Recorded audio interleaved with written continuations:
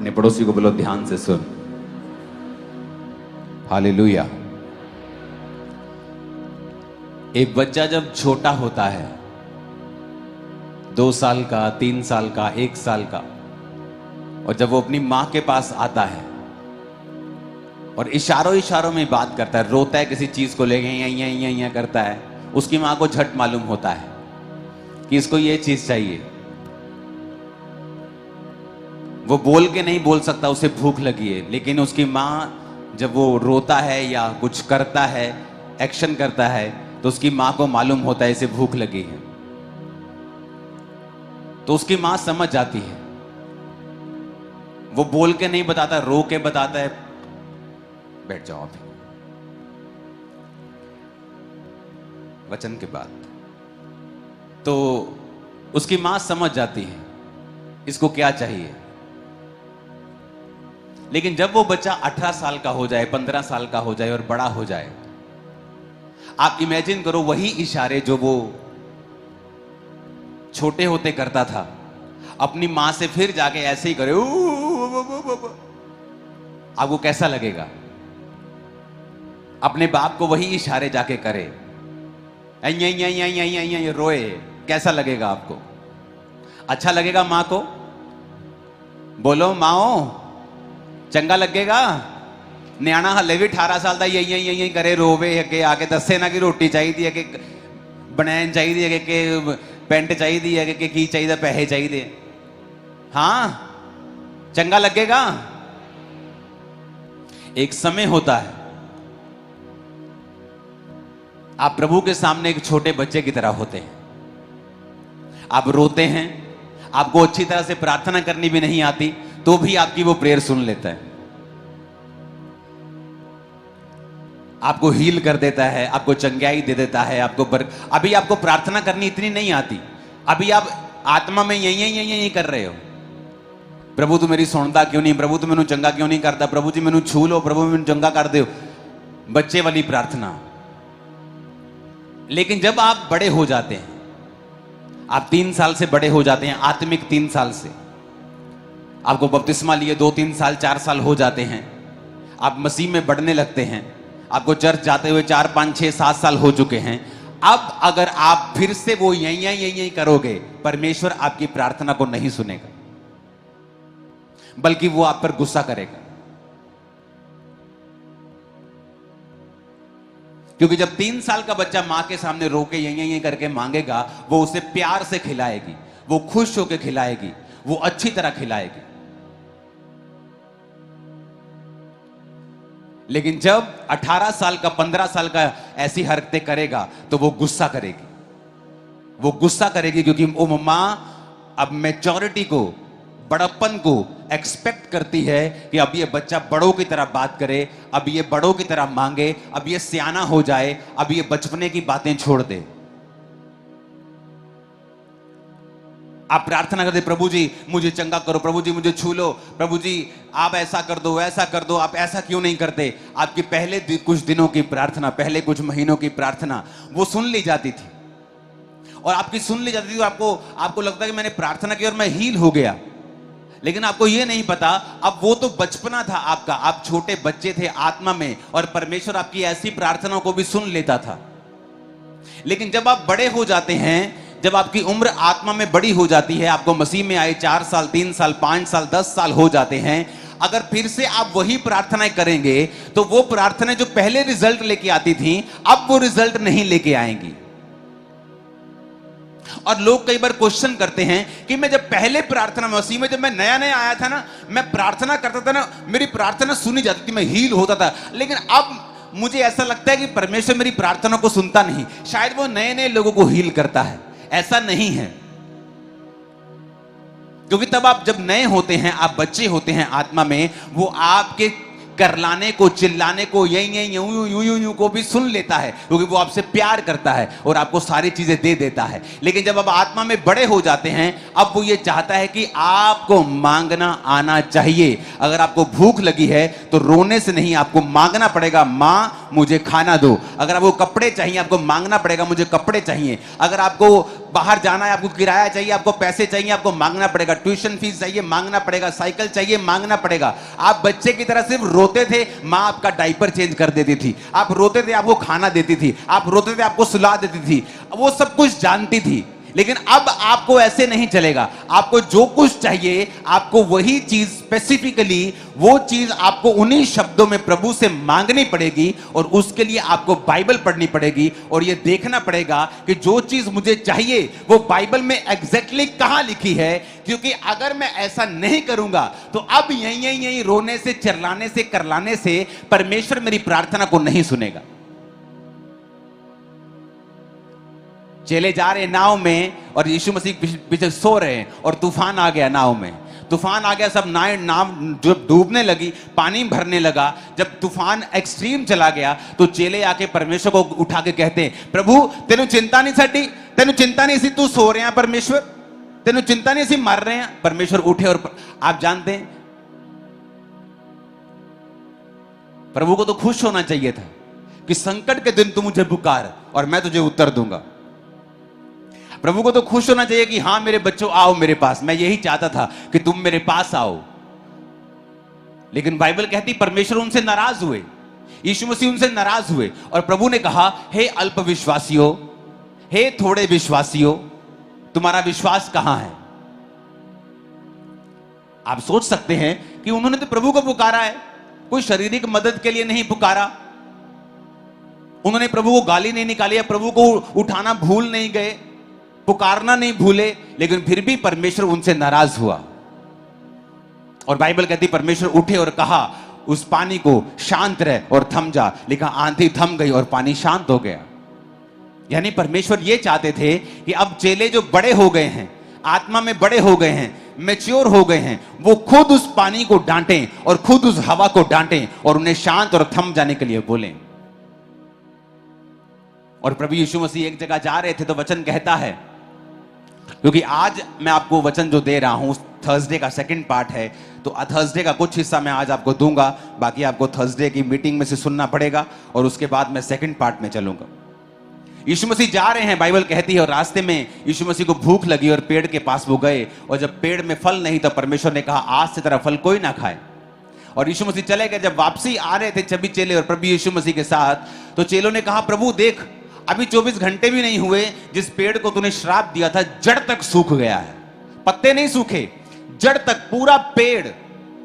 लकड़ी जब सूख जाती है उसका कलर चेंज हो जाता है, पत्तों का तो कलर दिखता है, लकड़ी का भी दिखता है जब पेड़ पूरा सूख जाता है। एक दिन में जड़ वाला पेड़, फल देने वाला पेड़, कभी सूखा दिखाओ कि एक दिन में पेड़ खराब हो जाए, आपको कहीं एग्जांपल नहीं मिलेगी। कहीं दिखाओ एक दिन में पेड़, पत्ते सब कुछ सूख जाए एक दिन में जड़ तक, कहीं एग्जांपल नहीं मिलेगी। और वो पेड़ सूखा हुआ नहीं था पहले से। इस बात की गारंटी ये है कि यीशु मसीह अंजीर के पेड़ के ऊपर फल ढूंढने गए थे, क्योंकि अंजीर का पेड़ तभी फल देता है जब उसके पत्ते हरे होते हैं और नए पत्ते निकलते हैं। जब नए पत्ते निकलते हैं और हरे हरे पत्ते निकलते हैं, पीछे से फल भी निकलता है। जब यीशु मसीह ने देखा कि पत्ते निकल रहे हैं तो फल भी होगा, अंजीर का पेड़ है, पत्ते निकले हैं तो फल भी जरूर होगा। लेकिन जब फल नहीं था तो परमेश्वर ने कहा तू सूख जाए, और नया पेड़, नए पत्ते निकल रहे, 24 घंटे के अंदर अंदर जड़ तक सूख गया। और यीशु मसीह ने कहा, यीशु मसीह ने उनको, अपने चेलों को कहा, जब चेलों ने कहा परमेश्वर तो सूख गया है, मरकुस 11 उसकी 23 आयत में लिखा, यीशु ने कहा मैं तुमसे सच कहता हूं, जो कोई उस पहाड़ से कहे तो उखड़ जाए और समुद्र में जा पड़ और मन में संदेह ना करे वरन विश्वास करे, जो कहता है हो जाएगा, उसके लिए वही होगा। यीशु मसीह ने कहा अगर तू पहाड़ से कहेगा यहां से हट जा, यानी अब परमेश्वर ये चाहते थे कि उसकी कलीसिया मैच्योर हो जाए।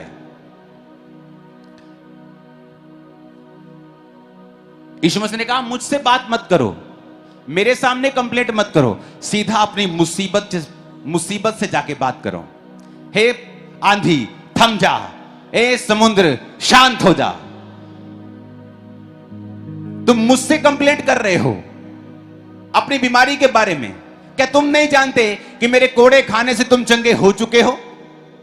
तो प्रभु अब मैं क्या करूं? अपनी बीमारी से बात कर कि उसके कोड़े खाने से मैं चंगा हो चुका। तू यहां क्या कर रही है? तू यहां क्या कर रहा है? चल भाग यहां से यीशु मसीह के नाम। और कहता क्या कर? संदेह ना कर, समुद्र से बात कर। खुदा के पास मत जा कि प्रभु इस समुद्र को तू हटाता क्यों नहीं, इस पहाड़ को तू हटाता क्यों नहीं। परमेश्वर ने कहा पहाड़ से बात कर, डायरेक्टली अपनी मुसीबत से बात कर, बीमारी से बात कर, शैतान से बात कर, कर्जे से बात कर। बात कर, तेरी बात को वो सुनना पड़ेगा उनको। अब रोते रोते आते हैं प्रेयर लाइन में, मेरे पर डिले का आत्मा काम करता है, मैं जो भी काम करता हूं डिले हो जाता है। तो तेरे शब्द कहां हैं? तो तेरे शब्द कहां हैं? बोल सुबह सुबह उठ के कि डिले का आत्मा मेरी जिंदगी में कभी काम नहीं कर सकता। आज से मैं सुपरनैचुरल स्पीड में आगे बढ़ रहा हूं। परमेश्वर मेरे साथ है। आज से खुदाबंद का फेवर मेरे साथ है और मैं आगे जा रहा हूं। कहां रहेगा डिले? वो मर जाएगा, वो शर्मिंदा हो जाएगा, तुम्हारी जिंदगी और बिजनेस को छोड़ के चला जाएगा इन जीसस नेम। परमेश्वर ने जब मूसा को लाठी दी, मूसा को अधिकार दिए, सामने साथ समुद्र और पीछे थी फिरौन की सेना, और मूसा भागा भागा गया परमेश्वर के पास। ए प्रभु जी, परमेश्वर यहोवा, मैं तेरे नाम की दुहाई। प्रभु कहता चुप कर, क्यों मेरे नाम की दुहाई दे रहा है तू? हम सोचते हैं यार हम तो परमेश्वर के पास आए हैं, हम तो प्रभु के नाम की दुहाई दे रहे हैं, प्रभु नाराज हो रहा है।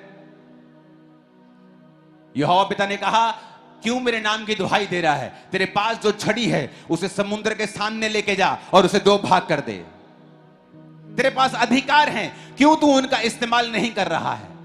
तेरे पास मैंने वचन दिए हैं, तेरे मुंह में सामर्थ है, तेरे शब्दों में ताकत है, क्यों तू उनका इस्तेमाल नहीं कर रहा है?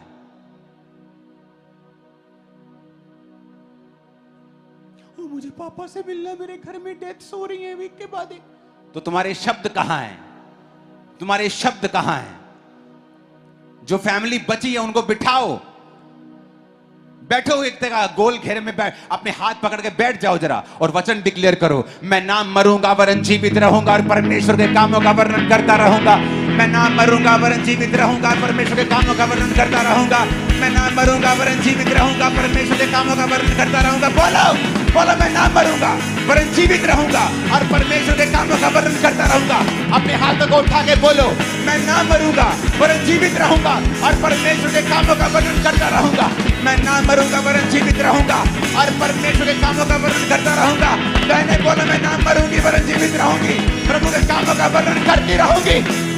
हालेलुया।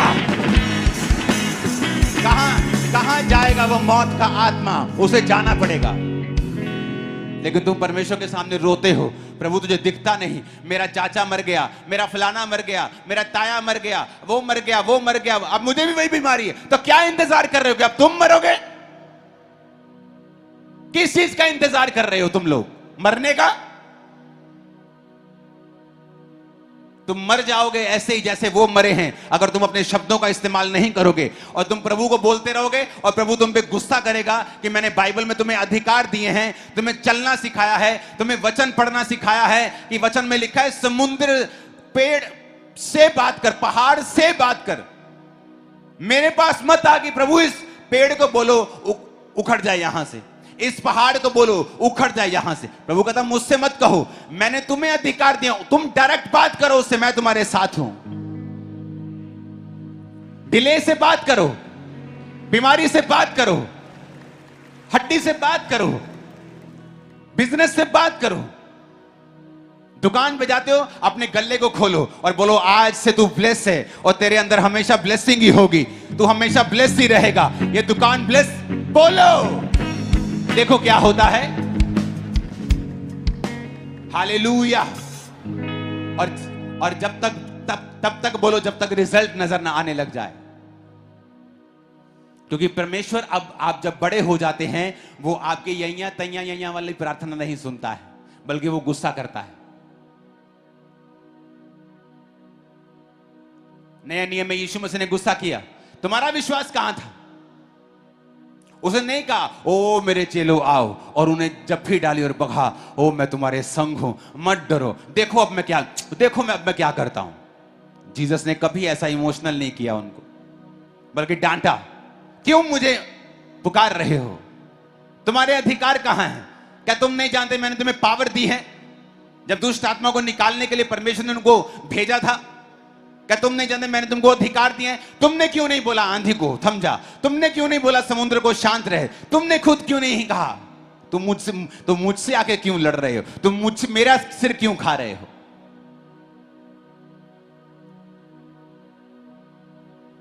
Hallelujah, hallelujah.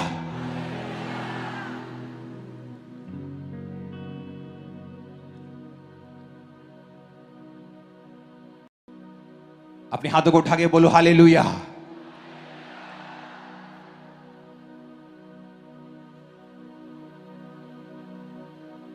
आप मेरी बात समझ रहे कि नहीं?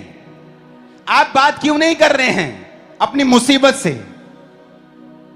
आपका जो बेटा बिगड़ा हुआ है, आप प्रार्थना में शब्दों को क्यों नहीं उसके ऊपर रिलीज कर रहे हैं कि यीशु के नाम में मैं देखती हूं आप अपनी आत्मा में मेरा बेटा बदल रहा है, यीशु के नाम में वो बदल रहा है, यीशु के नाम में वो नशों को छोड़ रहा है, खुदावंत का आत्मा उसे छू रहा है। आप क्यों नहीं बोलते? अभी तक आप बच्चे बने हुए हैं। जब एक 18 साल का बेटा, 18 साल का बच्चा, बेटी डायपर लगा के अपनी मां के सामने जाएगी तो मां खुश नहीं होगी। और बेटे के बोले टॉयलेट जा, तू डायपर क्यों लगा के बैठा है? और बच्चा बोले नहीं मुझे अभी डायपर में ही करना है, तो मां खुश नहीं होगी। लेकिन अगर बच्चा डायपर में ना करे सुसु, तो मां दुखी होती कि बेटा डायपर में करना है, ऐसे बेड पे नहीं करना है। फर्क देखो, उम्र का फर्क है। लेकिन आपको अभी भी डायपर चाहिए, अभी भी आपको दूध चाहिए, आपको अन्न नहीं चाहिए, क्योंकि अन्न आपको पचता नहीं है। इसको आधा करके इधर ईश्वर की भी खोलेंगे साथ में। ये 2 मिनट में मैं आपको समझाऊंगा, उसके बाद मैं सेकंड पार्ट में चलूंगा।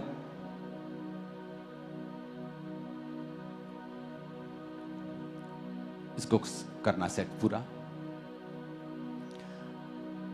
अपनी स्क्रीन पे देखेंगे मरकुस 10 उसकी 9 आयत। यदि तू अपने मुंह से यीशु को प्रभु जानकर अंगीकार करे और अपने मन से विश्वास करे कि परमेश्वर ने उसे मरे हुओं में से जिलाया, तो तू निश्चय उद्धार पाएगा। अपने पड़ोसी को बोलो ऊंचा पढ़ना, और मैं 1 2 3 बोलूंगा, आप इस आयत को पढ़ेंगे। 1 2 3 कि यदि तू अपने मुंह से यीशु को प्रभु जानकर अंगीकार करे और अपने मन से विश्वास करे कि परमेश्वर ने उसे मरे हुओं में से जिलाया, तो तू निश्चय उद्धार पाएगा। आमीन। अब मैं आपको शॉर्ट में समझाऊंगा, अगर लंबा समझना है तो वीरवार की मीटिंग देखना। ओके, इसको समझाना है, ध्यान से देखना। इसमें 3 चीजें हैं।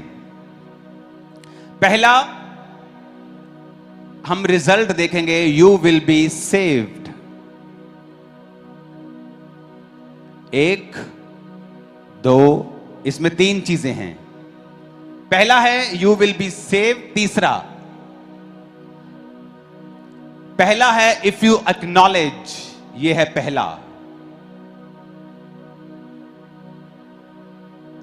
कन्फेस विद योर लिप्स, अपने मुंह से अंगीकार करना, ये है दूसरा। प्रभु ने कहा अगर तू एक्नॉलेज करे, सेकंड कन्फेस करे, तो तू सेव होगा। हिंदी में पढ़ेंगे उसको। मुंह से यीशु को प्रभु जानकर अंगीकार करे और मन में विश्वास करे, तो तू निश्चय उद्धार पाएगा। अब पहला है बिलीव करना एंड एक्नॉलेज करना। ये इकट्ठा आता है, बिलीव एंड एक्नॉलेज। इसका मतलब है कि एक वचन पर विश्वास करना और उसे समझ जाना। दूसरा आता है फिर उसका अंगीकार करना। मैं इसे हिंदी में लिख देता हूं। कन्फेशन, अंगीकार करना। और तीसरा आता है फिर तू सेव हो जाएगा, बच जाएगा, हील हो जाएगा, डिलीवर हो जाएगा। क्योंकि सेव का मतलब है यूनानी भाषा में सोजो। सोजो का मतलब है, इधर देखो, save, deliver, protect, heal, preserve, do well and be make whole. यीशु ने कहा अगर तू ये उद्धार के बारे में जो बाइबल कह रही है, फिर से उस आयत को देखेंगे तो निश्चय उद्धार पाएगा। ये उद्धार का मतलब है सोजो। असली भाषा में जो वचन है सोजो, इसका मतलब सिर्फ आत्मिक उद्धार नहीं है। लोग बोलते हैं आत्मिक उद्धार की बात करो। जीसस ने अकेले यहां पर बाइबल में आत्मिक उद्धार की बात नहीं की है। इसमें पहला है आत्मिक उद्धार, लेकिन यह कंप्लीट नहीं हुआ। पहला है टू सेव। वाकई यह है आत्मिक उद्धार यानी अनंत जीवन पाना, लेकिन यह खत्म नहीं हुआ। उद्धार का मतलब यह भी है डिलीवर, प्रोटेक्ट, छुटकारा पाना, शैतान से छुटकारा पाना, चंगे होना, प्रिजर्व होना, सुरक्षित रहना, डू वेल, अपनी जिंदगी में अच्छा करना, बी मेक होल, यानी अगर आपके शरीर में कोई कमी है तो बी मेड होल। जैसे जीसस ने बहुत बार लोगों को चंगा करते वक्त बोला है be made whole, be make whole, complete हो जाओ, पूरे हो जाओ, तो वो पूरे हो जाते थे। जैसे यहां टेस्टिमनीज आती हैं, मुझे दिखता नहीं था, डॉक्टर ने ये बोल दिया था पीछे आंख में रोशनी नहीं, लेकिन आज प्रार्थना के दौरान मुझे दिखने लगा। क्या हुआ? जो नाड़ी पीछे बंद थी वो बी मेड होल हो गई, वो कंप्लीट हो गई और दिखने लगा, सुनने लगा, लोग चलने लगे। ये वो मतलब है। तो इसके लिए उसने कहा पहला काम क्या करना है? Believe and acknowledge. एक्नॉलेज करना, किसी चीज को देखना और उसको एक्नॉलेज कर लेना, उसको समझ लेना कि परमेश्वर ने मेरी गरीबी के लिए ये किया है, उसने मेरी बीमारी के लिए उस कोड़े खाए हैं। एक्नॉलेज कर लेना कि कोड़े मेरी बीमारी के लिए हैं। बिलीव कर लेना कि परमेश्वर ने मेरे लिए खाए हैं। पहला पॉइंट हो गया। फिर दूसरा पॉइंट है उसका अंगीकार करना, मुंह से, लिप से, होंठों, दिमाग में नहीं, होंठों से, कि प्रभु यीशु मसीह ने मेरे लिए कोड़े खाए हैं। अंगीकार करना, मैं बीमार नहीं हूं, यीशु के नाम में इस बीमारी को मैं डांटता हूं, क्योंकि यीशु के कोड़े खाने से मैं चंगा हो चुका हूं। कहता है जब ये दो काम तू कर लेगा तो तीसरा, यू विल बी सेव्ड, ये अपने आप हो जाएगा कि वो हीलिंग, वो डिलीवरेंस, वो सब कुछ तुम्हारी लाइफ में आ जाएगा जो तुमको चाहिए, अपने आप होना शुरू हो जाएगा। लेकिन पहला काम तुम्हें करना होगा बिलीव एंड एक्नॉलेज, और अंगीकार करना होगा। और तीसरा काम हीलिंग, डिलीवरेंस, वो सेव, वो साल्वेशन, वो अपने आप तुम्हारी लाइफ में होगा। ऊंची आवाज में बोलो हालेलुया। यानी ये मेरे हाथ में है, रिजल्ट परमेश्वर ने बता दिया है। कहता है you will be saved, you will be healed, you will be delivered. तो डिलीवर होगा, हील होगा, सेव होगा, प्रोटेक्ट होगा, अच्छा करेगा, डू वेल। पर कहता क्या करना होगा? Acknowledge and believe. पहले ध्यान देना होगा वचन के ऊपर, बिलीव करना होगा, और सेकंड पॉइंट अंगीकार करना होगा। थर्ड, रिजल्ट आएगा अपने आप तेरी लाइफ में। ऊंची आवाज से बोलो हालेलुया। अब